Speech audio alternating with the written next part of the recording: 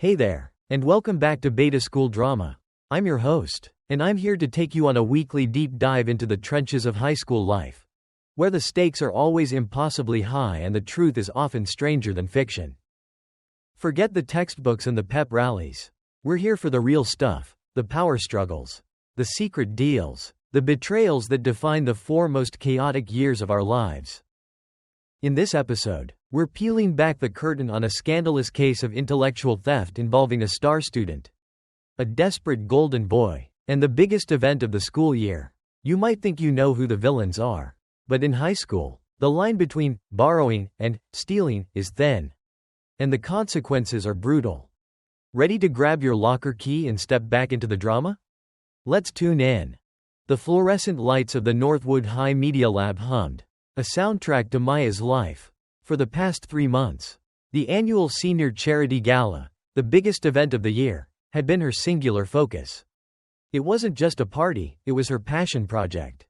Maya was the definition of behind the scenes. She was meticulously organized, armed with color-coded binders, and brimming with creativity. She wasn't the elected committee chairperson, that role went to Ethan.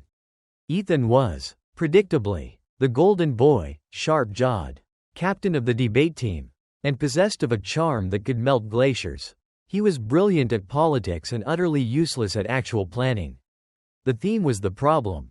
Everyone on the committee was stuck on boring ideas like A Night in Paris or Hollywood glamour. Maya knew the gala needed something fresh, something that would make Northwood history. She finally cracked it, the Forgotten Constellation. It was an intricate, slightly nerdy concept that involved draping the entire gymnasium in midnight blue fabric, using custom-built planetarium projectors, and serving galaxy-themed desserts. It was ambitious, but Maya had spreadsheets detailing every cent and minute of labor. She spent a week polishing the proposal, complete with dazzling mock-up photos she digitally edited. She knew she had to get Ethan on board first, as he controlled the faculty approval process. Late one Tuesday, Maya stayed behind, finding Ethan still in the media lab, scrolling lazily on his phone. "Hey, Ethan, I finished the big proposal," she said, handing him the binder. "I think this is it. It's ambitious, but it's flawless." Ethan barely glanced up. "Oh, the theme thing? Great, just drop it here. I'll look it over before the meeting on Thursday." "No, you should really look at it now," Maya insisted. "It requires specialized equipment sourcing. I included vendor contacts. The concept is the Forgotten Constellation. We're turning the gym into a night sky." Ethan finally closed his phone, a smirk playing on his lips. "Wow, that's intense, Maya. Very you. Look, I appreciate the hard work. I really do. But let's keep it realistic. The faculty likes easy concepts.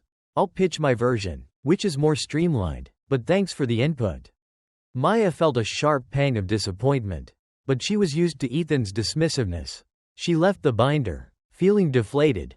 The next day, she saw Ethan huddled with Mrs. Davies, the faculty advisor, outside the main office. They were talking quietly. As Maya walked past, she distinctly heard Ethan say, "The midnight blue fabric makes it so ethereal."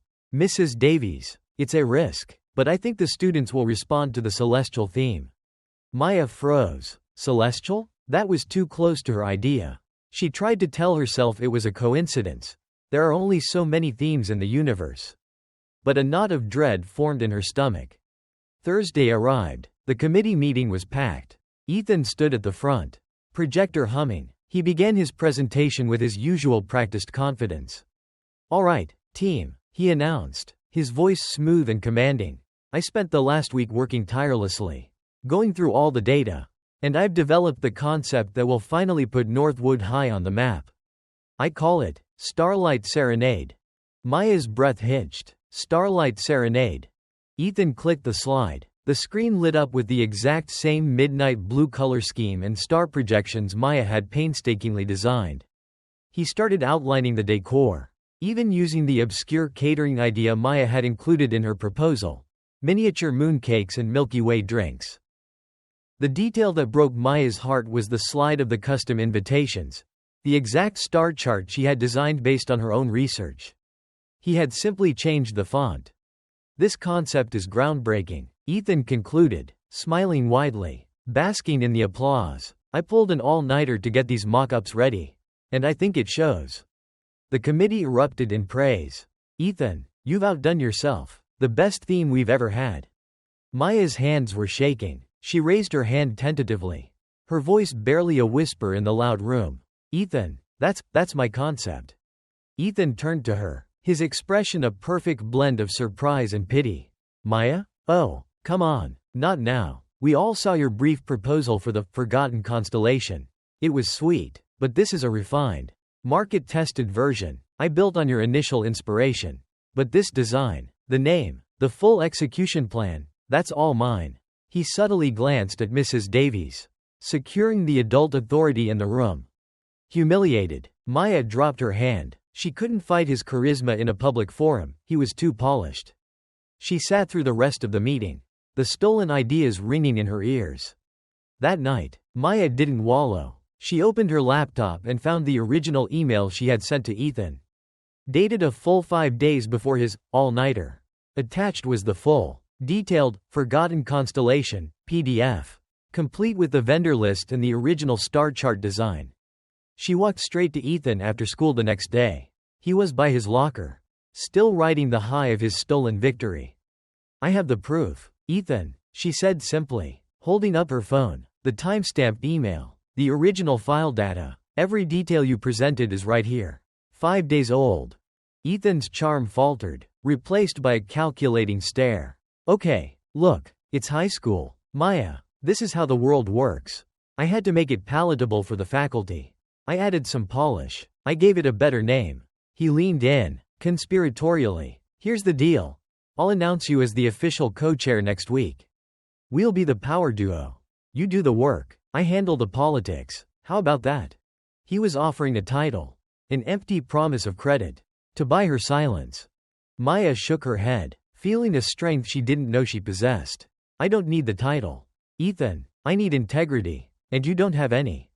She didn't engage further. Instead, she turned and walked straight to Mrs. Davies' office. She sent the email to the advisor, titled simply, Integrity and the Gala Proposal. Maya knew there wouldn't be a dramatic public confrontation. Ethan wouldn't be expelled, he might just lose his committee title.